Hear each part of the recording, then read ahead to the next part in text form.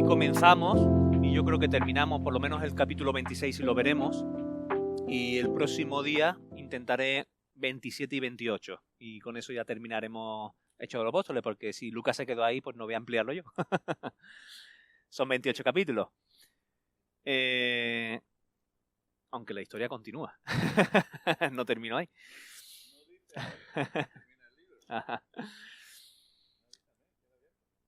Sí. Entonces, claro.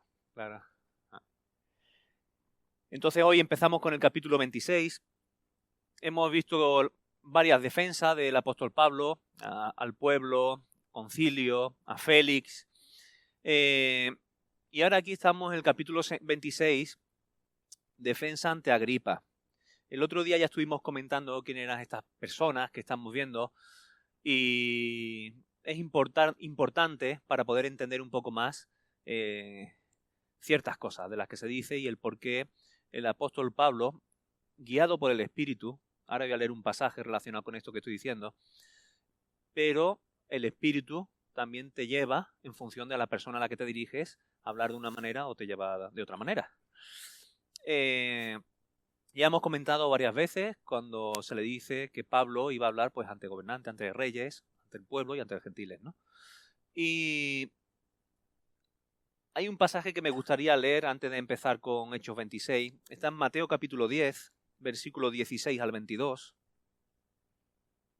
El Señor le está hablando a sus discípulos y vemos cómo en Pablo pues se está cumpliendo también estas mismas palabras que el Señor le está diciendo. Capítulo 10 de Mateo, versículo 16 al 22. Dice, he aquí, yo os envío como a ovejas en medio de lobos. Sed pues prudentes como serpientes y sencillos como palomas. Y guardaos de los hombres, porque os entregarán a los concilios, y en sus sinagogas os azotarán. Y aun ante gobernadores y reyes seréis llevados por causa de mí, para testimonio a ellos y a los gentiles. Mas cuando os entreguen, no os preocupéis por cómo o qué hablaréis, porque en aquella hora os será dado lo que habéis de hablar. Porque no sois vosotros los que habláis, sino el Espíritu de vuestro Padre que habla en vosotros. El hermano entregará a la muerte al hermano, y el padre al hijo, y los hijos se levantarán contra los padres y los harán morir. Y seréis aborrecidos de todos por causa de mi nombre, mas el que persevere hasta el fin, éste será salvo. Aquí el Señor le está hablando a los discípulos y vemos que en Pablo se está cumpliendo esto también, exactamente, ¿no? Es decir, está hablando ante gobernantes, ante reyes,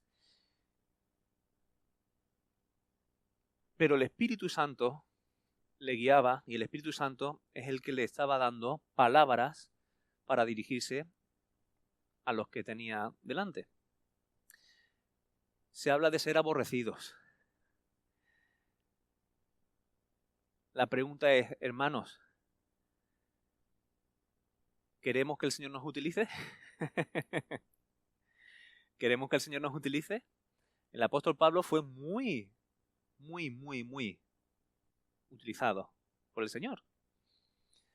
Hasta el punto que la influencia fue tan grande que por eso estamos aquí. Porque el Evangelio se extendió por donde ya sí había sido profetizado, los profetas, estuvimos viendo hace poco, y Pablo pues no fue rebelde, como veremos después, a esa visión celestial. Ahora, si queremos ser utilizados por el Señor, hermanos, debemos de estar dispuestos a muchas cosas. Pero si tenemos la vista puesta en las cosas de arriba y no en la de la tierra, hasta la muerte, que sería lo más temible. Hoy nos recordaba la alabanza a David ese pasaje que dice el mismo Pablo. Para mí, el vivir es Cristo y el morir es ganancia. Ahora, si es por causa de la obra, por lo que hay que estar aquí, porque él desea partir y estar ya con el Señor, pero si es por causa de la obra, entonces vale. Pero mejor es morir y estar con Cristo. ¿Cómo Pablo vivía con su vista puesta en las cosas de arriba? Y eso lo vemos en su vida. ¿Por qué? Porque si vivimos conforme al propósito que hemos sido llamados, vamos a sufrir, va a haber persecución. Y precisamente la más grande puede ser del entorno religioso o más cercano como puede ser el familiar, los amigos, amistades. El entorno más inmediato posiblemente sea el que suframos más persecución. Pero bendita persecución si es por hacer la voluntad de nuestro Señor. No hay mayor satisfacción que esa. Sé que esto mismo lo he comentado en otras ocasiones, pero es que en el libro de Hechos de los Apóstoles lo veo de una manera tan clara que a mí lo que me lleva es a decir, Señor, yo quiero ser utilizado por ti, a pesar de las consecuencias. Bien, pues vamos al capítulo 26. Porque si al Señor lo persiguieron, fue aborrecido por muchos, a sus discípulos también. La pregunta es, ¿somos creyentes o somos discípulos? Como muchas veces se dice. Si somos creyentes y intentamos llevar una vida más o menos aceptable ante la sociedad y eso, pues bueno, quizás no vamos a sufrir mucho. Hasta pareceremos buenas personas y todo, socialmente. Pero si vivimos conforme a nuestro Señor, padecemos persecución. Y si estamos últimamente muy bien y no estamos sufriendo por ningún lado, a lo mejor tenemos que revisar nuestras vidas. ¿Bien? Pues entramos en el capítulo 26 de lleno. Versículo 1 al 3. Entonces Agripa dijo a Pablo, «Se te permite hablar por ti mismo». Pablo entonces, extendiendo la mano, comenzó así su defensa. «Me tengo por dichoso, oh rey Agripa, de que haya de defenderme hoy delante de ti de todas las cosas de que soy acusado por los judíos, mayormente porque tú conoces todas las costumbres y cuestiones que hay entre los judíos, por lo cual te ruego que me oigas con paciencia». Fijaos, recuerdo algo que comenté ya también. Herodes el Grande, primero el Grande, ¿recordáis a quién quiso matar? ¿Qué es lo que hizo? A los menores de 2 años con la idea de matar a Jesús. Herodes Antipas, creo que es el tío abuelo, quiso matar a uno que fue lleno del Espíritu Santo desde pequeño, que tenía hecho eso, a Juan el Bautista. Tenemos también a alguien que fue también el que martirizó a Santiago y metió preso a Pedro. Herodes Agripa primero. Y ahora aquí estamos con Herodes Agripa segundo. Y Pablo, conociendo esta historia, va a hablar ante él. Yo estaría temblando. Estaría temblando. Pero Pablo tenía claro a lo que había sido llamado. Dice, porque tú conoces todas las costumbres y cuestiones que hay entre los judíos, por lo cual te ruego que me oigas con paciencia. Este Agripa conocía bastante. Y de hecho después, en algunos detalles que se va a dar, Pablo sabía ante quién estaba hablando. Hablaba con mi padre antes en el camino un poco de los Herodes, porque los Herodes son descendientes de Saúl, son idumeos de Edom. Pero se dice, bueno, son judíos. La cosa que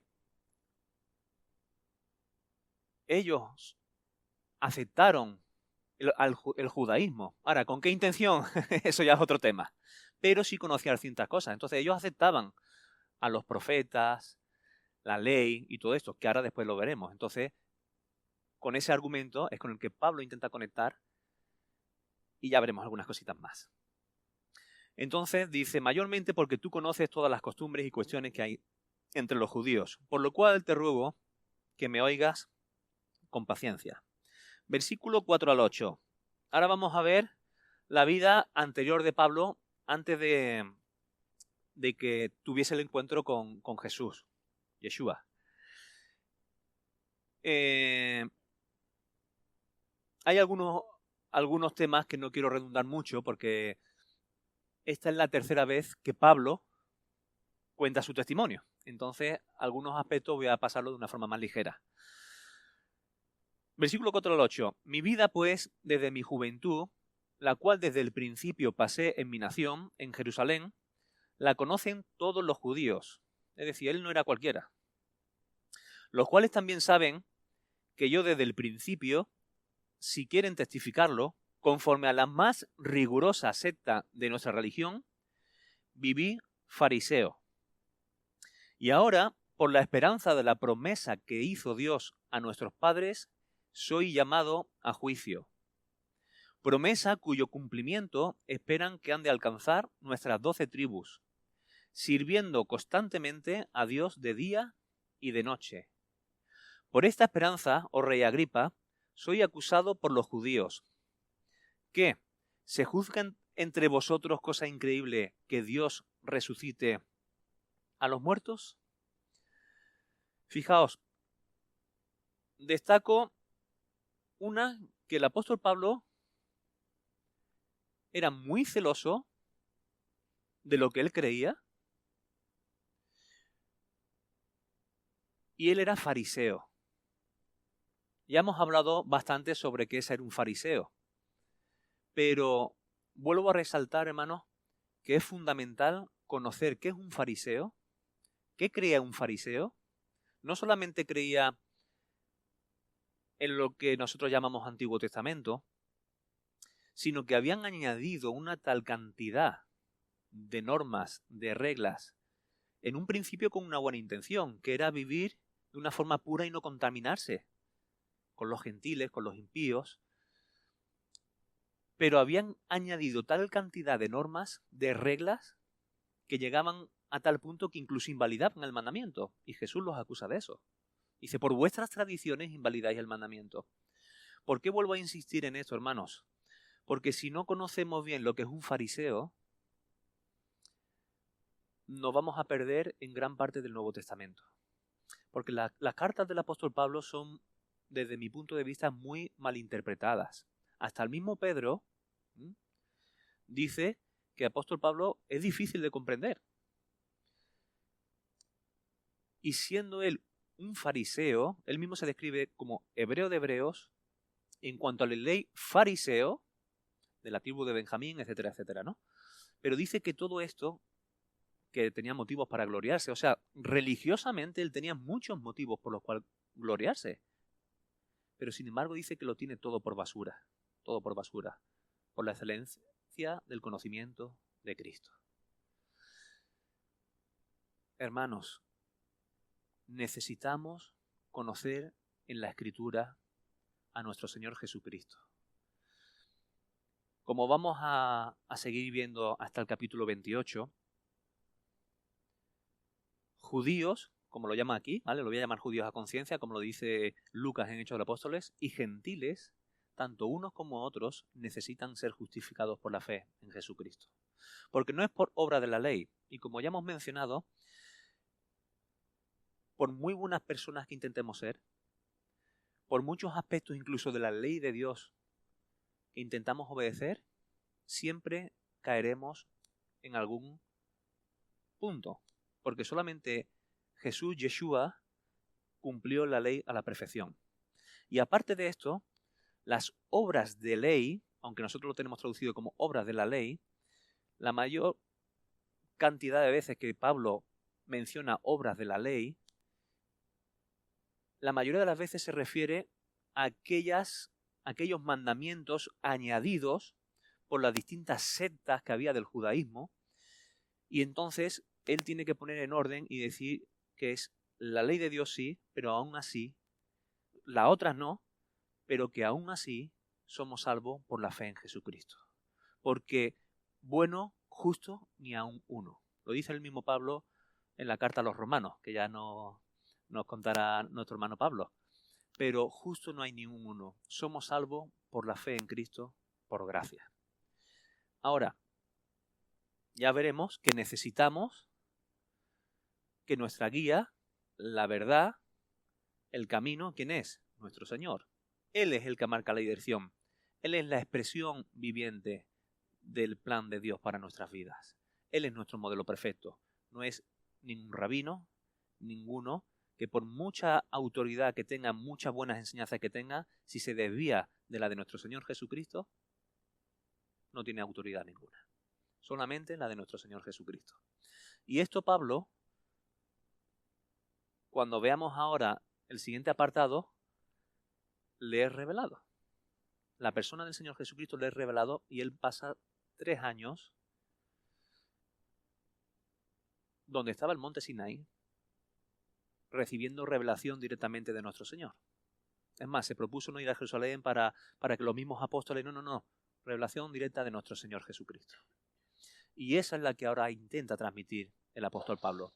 Por eso, hermano, debemos de tener cuidado para no malinterpretar a Pablo, ¿vale? Y permitirme otra vez que haya hecho este paréntesis. Yo sé que he insistido mucho en ello, pero por causa de quizás los que no, es importante para no perdernos porque muchos, me incluyo, quizás hemos malinterpretado a Pablo en su carta. Amén. Pablo se presenta como alguien que era cumplidor de la ley y de lo único que le podían acusar es de creer en Jesús, en Yeshua, y creer en la resurrección. Lo cual es algo que ya era anunciado en la ley y en los profetas. Y la pregunta es, ¿podíamos defender nosotros eso? ¿De que hay resurrección? Ya sabemos que Pablo era fariseo. Los fariseos sí creían en la resurrección. Los saduceos no creían. Los saduceos solamente creían en los 5 primeros, lo que llamamos el Pentateuco, los 5 primeros libros, Génesis, Éxodo, Levítico, Número y Deuteronomio, y ellos no creían en la resurrección, en los ángeles, pero los fariseos sí, ellos creían en todo el Antiguo Testamento y sí creen que hay resurrección.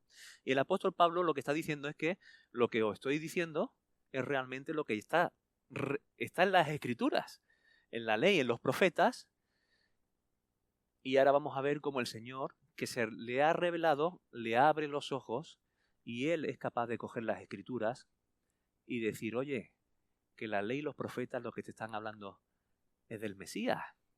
Que el Mesías era el siervo sufriente que tenía que sufrir, morir y resucitar. Y eso es lo que está haciendo Pablo.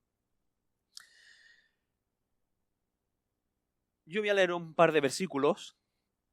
Hay uno que mencionó el otro día nuestro Marcos Escaño, que es un pasaje precioso, el de Isaías 53. Pero hay otros pasajes que podemos ver que hay resurrección. Por ejemplo, en Job capítulo 19, versículo 25, dice, yo sé que mi Redentor vive, y al fin se levantará sobre el polvo, y después de deshecha esta mi piel, en mi carne he de ver a Dios, al cual veré por mí mismo, y mis ojos lo verán, y no otro, aunque mi corazón desfallece dentro de mí. Daniel capítulo 12 dice, versículo 2, y muchos de los que duermen en el polvo de la tierra serán despertados, unos para vida eterna y otros para vergüenza y confusión perpetua. O sea, podemos ver que la resurrección está en las Escrituras. Si leemos Isaías 53, vemos al siervo sufriente, que era necesario que padeciese, que cargase con el pecado de todos nosotros, etcétera, etcétera. Podemos ver los salmos mesiánicos que nos están hablando de nuestro Señor. Podíamos ver en Génesis, vemos la resurrección, en Abraham, Isaac, podemos hablar de tantos pasajes en Oseas, al tercer día, después del segundo día, dice, os dará vida, etcétera, etcétera. Vemos a nuestro Señor reflejado en tantos pasajes del Antiguo Testamento, pero cuando estamos cegados, no se ve. Y ya llegaremos después a un pasaje, al final, esto será, si el Señor lo permite, en la próxima semana o la otra, en la que está hablando del pasaje de Isaías, donde dice, para que viendo no vean y oyendo no oigan tampoco. O sea, porque Dios ha endurecido, ya entraremos en eso, el corazón de Israel hasta que entre la plenitud de los gentiles. Y aunque nuestra versión dice, y entonces, si os fijáis hay muchas versiones que lo dice y yo creo que se ajusta más a la interpretación que yo creo que es más correcta, dice, y así todo Israel será salvo. Pero eso entraremos en el capítulo 28. He adelantado un poquito el final de la película. Amén, ¿seguimos? El otro día os comenté, por eso he comentado un par de versículos y he mencionado rápidamente algunos, pero hay más. Pero os invito a mirar en la Escritura cómo nuestro Mesías ya había sido profetizado, que tenía que morir, que sufrir, padecer, morir y ser el primero de la resurrección para no haber muerte jamás. ¿Bien? Continuamos. Versículo 9 a 11. Ahora vamos a ver a Pablo, el perseguidor. Yo ciertamente había creído mi deber hacer muchas cosas contra el nombre de Jesús de Nazaret, lo cual también hice en Jerusalén. Yo encerré en cárceles a muchos de los santos, habiendo recibido poderes de los principales sacerdotes, y cuando los mataron, yo di mi voto. Y muchas veces, castigándolos en todas las sinagogas, los forcé a blasfemar. Y enfurecido sobremanera, fijaos esta expresión, y enfurecido sobremanera contra ellos, los perseguí hasta en las ciudades extranjeras.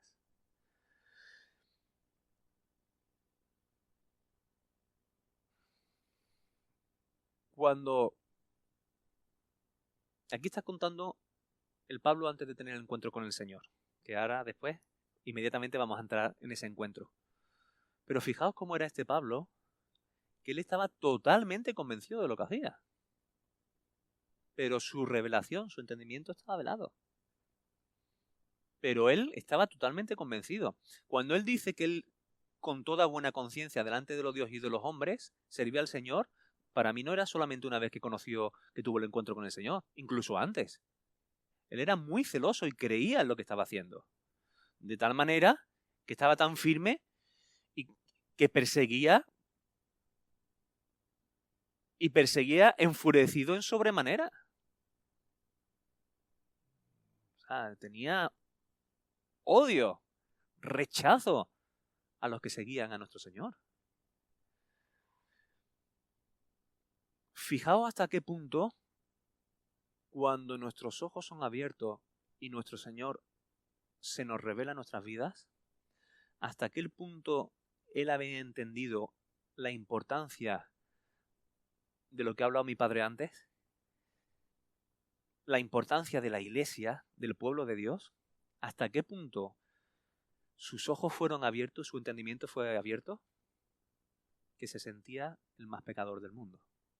Os voy a leer un par de pasajes del apóstol Pablo, 1 Corintios 15:9. Fijaos hasta qué punto él se había arrepentido cuando él le fue revelado esto. Él amaba al Señor tanto que, hermanos, permitidme que os diga esto, y esto tiene que ver con todo lo que ha compartido mi padre antes. Decir que amamos al Señor y no amar la iglesia, a su pueblo, quien piensa así está confundido. Quien ama a Dios y aborrece a su hermano, o tiene menos a su hermano, si dices que ama a Dios a quien no ves y a tu hermano a quien ves no, es que no has perdido el norte. Y eso son palabras de Juan, no lo de perder el norte. Juan llama mentiroso, yo he dicho perder el norte, pero que no nos confundamos. Si yo amo mucho a Dios, pero no amo a los hermanos, no estoy amando a Dios. El apóstol Juan nos llama mentirosos. Hasta el punto que Pablo, después de tener esta revelación, dice, porque yo, 1 Corintios 15:9, porque yo soy el más pequeño de los apóstoles, que no soy digno de ser llamado apóstol. ¿Por qué? Porque perseguí a la iglesia de Dios. Hermano, yo es que me imagino al apóstol Pablo llorando diciendo esto. Cuando él toma conciencia de que ha estado siguiendo realmente a quien más amaba ahora, a la persona por quien lo había dejado todo por el conocimiento de ella. O sea, todo lo que tenía para gloriarse lo tenía por basura para el conocimiento de la excelencia del conocimiento de Cristo. Y cuando él toma conciencia de que al perseguir a los cristianos estaba persiguiendo al mismo Señor, él se sintió el más pecador de todos. Hermano, qué importante es entender la visión de la iglesia, la importancia de la iglesia. Primera de Timoteo 1:15 dice, palabra fiel y digna de ser recibida por todos, que Cristo Jesús vino al mundo para salvar a los pecadores, de los cuales yo soy el primero. ¿Por qué dice esto? Para mí va en la misma línea del otro versículo que hemos leído de Corintios. Yo veo a Pablo y a tú, Pablo diciendo de todos los pecadores, yo el primero digo, Pablo, si no te llegamos, vamos, a la altura de una babucha del apóstol Pablo, ya me gustaría ser a mí como el apóstol Pablo. Pero él se sentía el más pecador por esto mismo. Él había entendido lo que era la iglesia. Que la iglesia es carne de mi carne y hueso de mi hueso. Grande es este misterio. Mas yo digo esto respecto de Cristo y la iglesia. Amén, hermanos. Así que cuando veáis a Pablo, a Marian, a Serena, a mí, no veáis nuestros defectos, que los tenemos. Mirad que el Señor Jesús está haciendo la obra en nosotros y que somos su cuerpo, su pueblo. Y Él se está edificando y preparando una esposa preciosa. Así que intentemos no ver la viga del hermano, perdón, la paja del hermano, y que nos fijemos más en la viga que tenemos que quitar para que cada vez nos parezcamos más a nuestro Señor, que es nuestro modelo perfecto. Amén. Dice, yo di mi voto. Posiblemente hay muchos estudiosos que piensan que al decir Pablo yo di mi voto, que él era un miembro del Sanedrín. Por eso fijaos la situación que se está dando. O sea, bajo los mismos poderes que le enviaban del gobierno del judaísmo, los mismos que le enviaron a perseguir son los mismos ante los que él está ahora mismo haciendo su defensa. O sea, los mismos poderes que le habían enviado a perseguir a los cristianos, él que dio su voto, y tenemos, por ejemplo, el caso en Hechos capítulo 7, el de Esteban, él guardaba la ropa de los que apedreaban, y él dio su voto. Algunos piensan que no solamente era miembro del Sanedrín, sino que posiblemente por ser miembro del Sanedrín, esto ya lo he comentado, lo vuelvo a decir, él quizás era viudo, porque parece ser que para formar parte del Sanedrín tenías que estar casado. Y en Corintios, capítulo creo que el 7, él habla de que si alguno puede quedarse como yo, o sea, sin casarse, pues para trabajar a pleno tiempo para el Señor, pues si no tienes familia, no tienes esposa, no tienes hijos, pues vas a vivir al 100%, de una manera que pues de la otra manera tendrás que atender otras necesidades y no estarás a pleno tiempo. Lo he dicho con mis palabras, pero posiblemente él era viudo, porque al pertenecer al Sanedrín es muy probable que le estuviese en algún momento casado. Esto como curiosidad. Bien, así que él entiende lo que es estar casado cuando él habla, cuando aquellos que queráis leer y tomar el consejo de Pablo, recordad que Pablo posiblemente sí sabía lo que era un matrimonio. Sabía lo que era estar en matrimonio y no estar en matrimonio.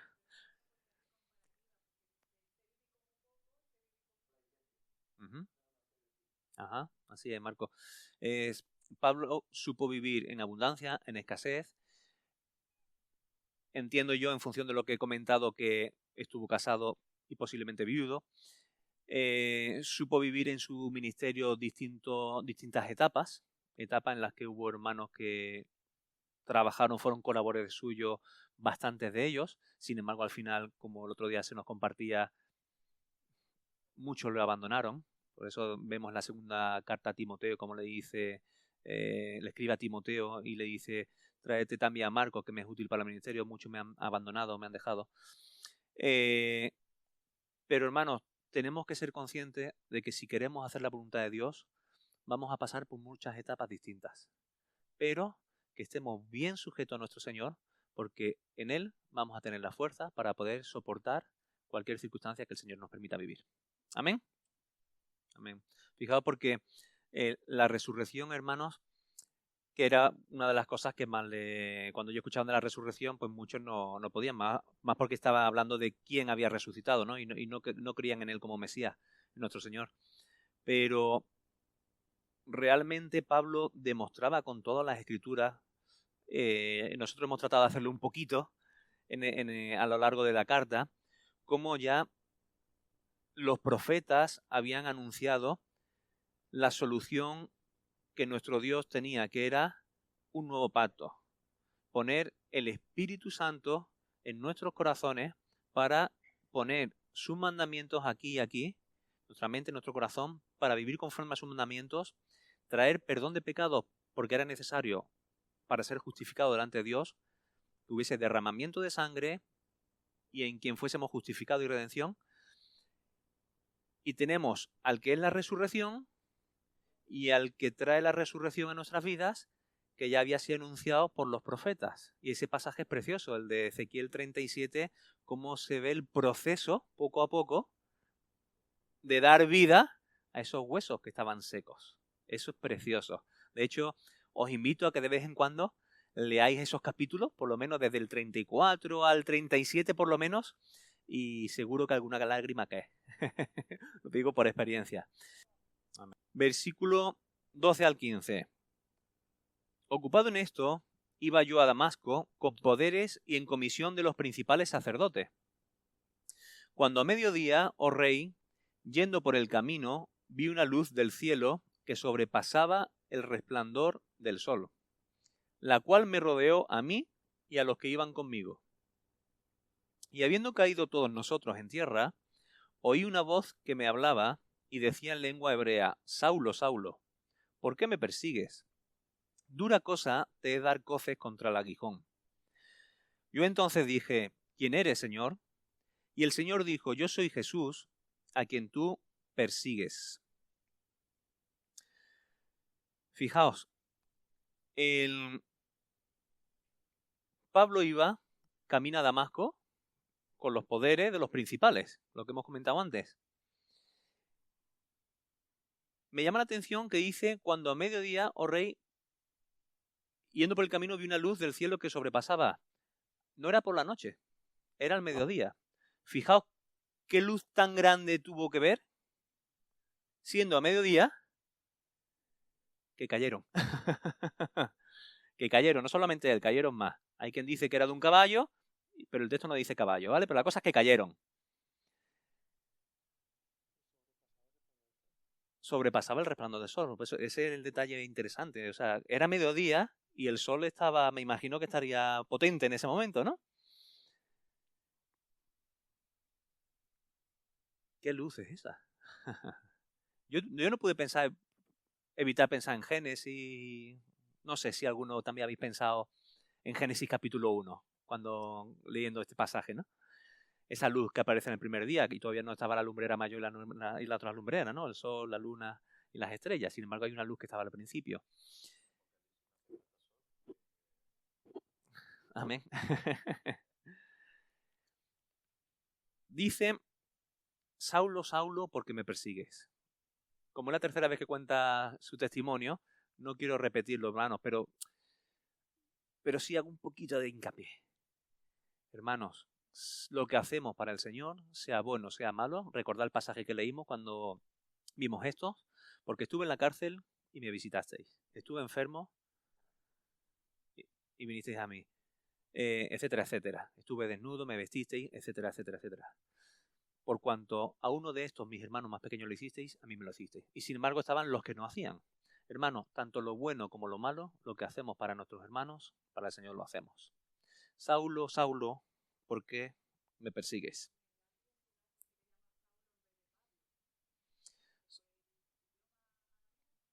Saulo en lengua hebrea. En lengua hebrea. Es Saúl, sí.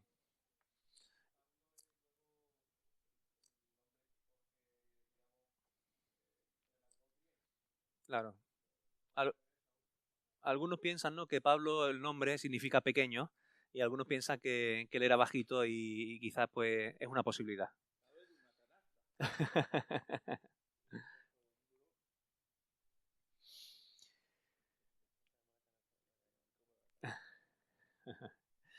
Muy bien, y ahora fijaos, en el momento que el Señor se le aparece, aquí ya se produce un giro, un cambio totalmente en la vida de Pablo. Y la pregunta es, hermanos, ¿hemos tenido nosotros ese antes y ese después? O sea, cuando nuestro Señor se nos revela, debe marcar un antes y un después drástico en nuestra vida. En la vida de Pablo lo vemos. Y ahora su vida tiene un propósito totalmente distinto. Ahora lo vamos a ver. Versículo 16 al 18. Pero levántate y ponte sobre tus pies, porque para esto he aparecido a ti, para ponerte por ministro y testigo de las cosas que has visto, y de aquellas en que me apareceré a ti, librándote de tu pueblo y de los gentiles, a quienes ahora te envío. Mirad qué interesante esto que dice ahora. ¿Para qué? Para que abras sus ojos, para que se conviertan de las tinieblas a la luz y de la potestad de Satanás a Dios, para que reciban por la fe que es en mí perdón de pecados y herencia entre los santificados. Varias cosas que me gustaría destacar aquí. Aquí ya vemos un giro en el propósito y en la vida que va a tener Pablo. Se le dice la finalidad y el propósito de su vida y del llamamiento que está teniendo aquí por parte de nuestro Señor.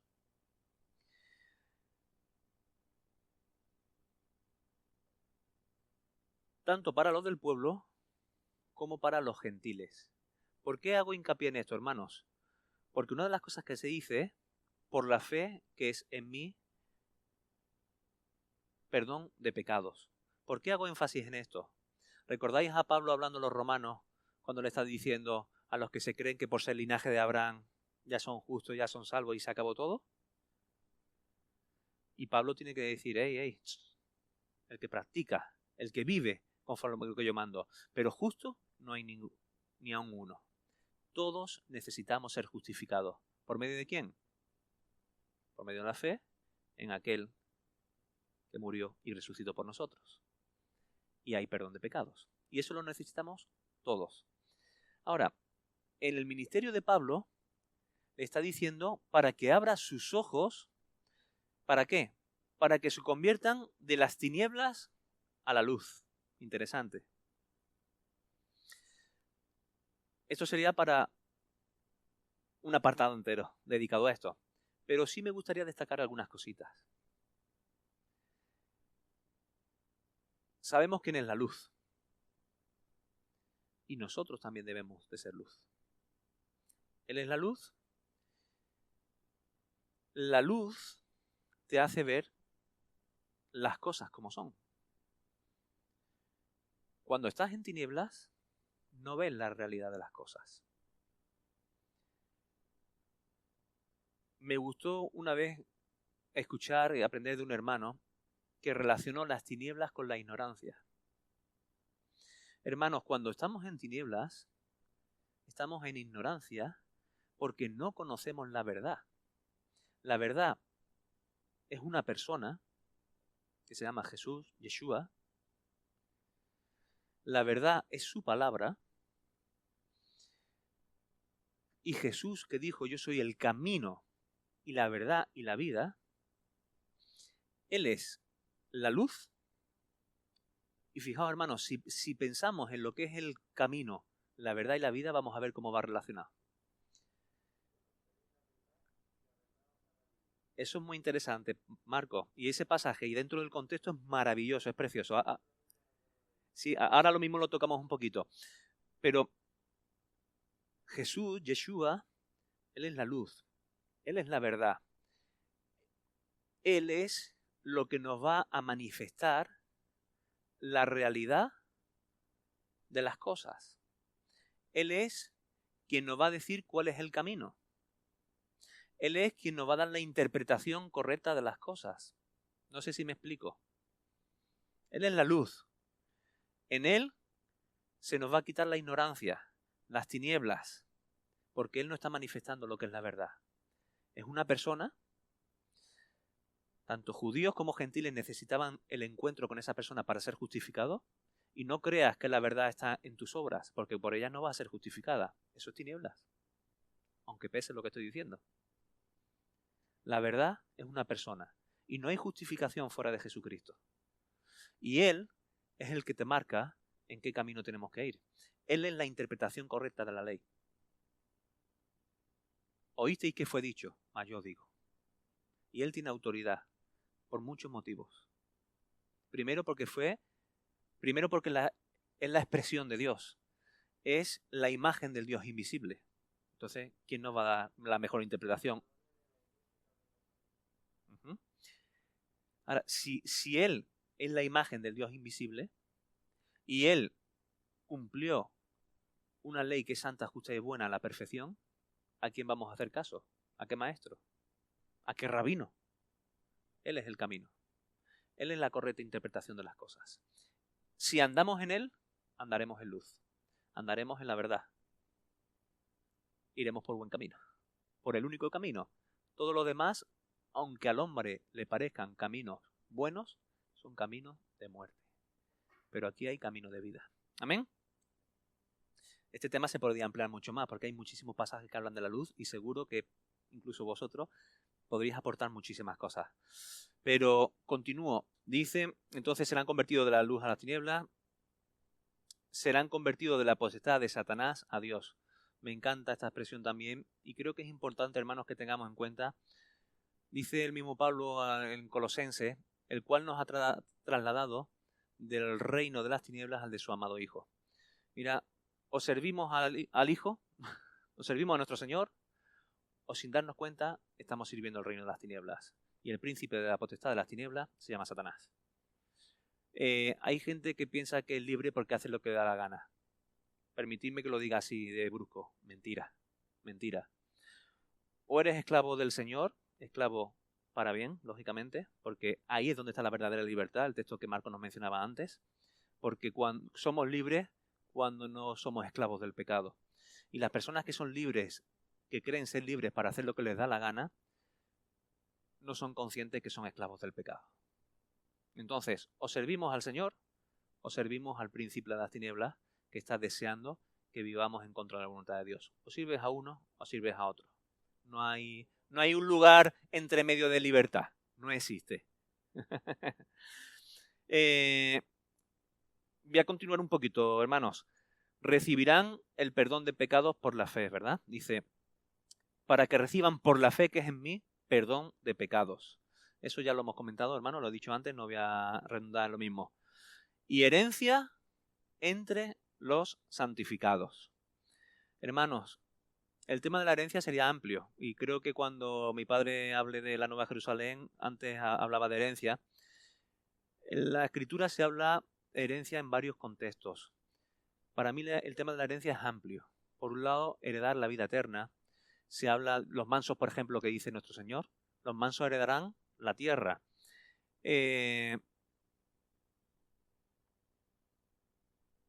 Somos coherederos con Cristo. Reinaremos con Cristo. Hermanos, eso es maravilloso.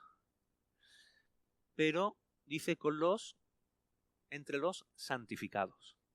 Dios es santo, santo, santo, y Él quiere un pueblo santo. En Levítico se refiere en muy pocos versículos, se repite varias veces, me seréis santo porque yo soy santo.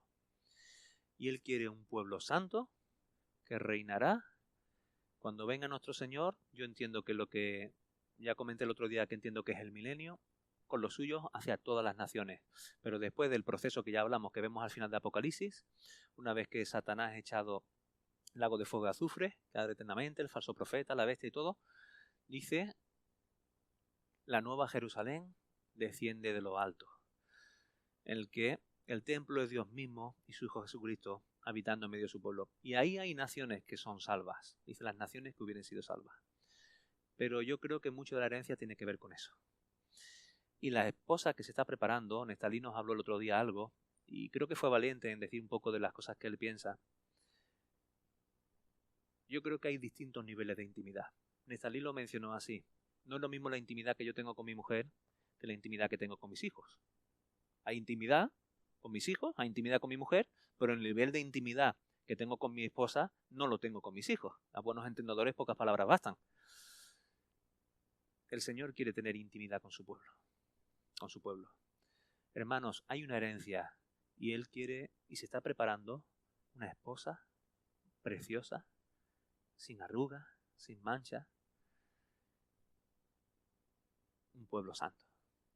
Y hay una herencia maravillosa que tenemos, aquello que por la fe en Él tenemos perdón de pecados y todo nuestro ser está siendo santificado, espíritu, alma y cuerpo. Y hay una herencia que dice que es inmarcesible, que no se marchita, que no se deshace, que no se desvanece, que perdura para siempre. No se corrompe. Hermanos, pues ese es el ministerio que tiene a Pablo. Abrir los ojos para todas estas cosas. Y ahora yo hago una pregunta. Entiendo que Dios da dones, da personas, ministerios, pero ¿no sería maravilloso el ser instrumentos que cada uno de los que estamos aquí, de una manera u otra, podamos colaborar así para el reino? Ser instrumento en manos de Él, aunque suponga naufragio, como veremos el próximo día, azotes,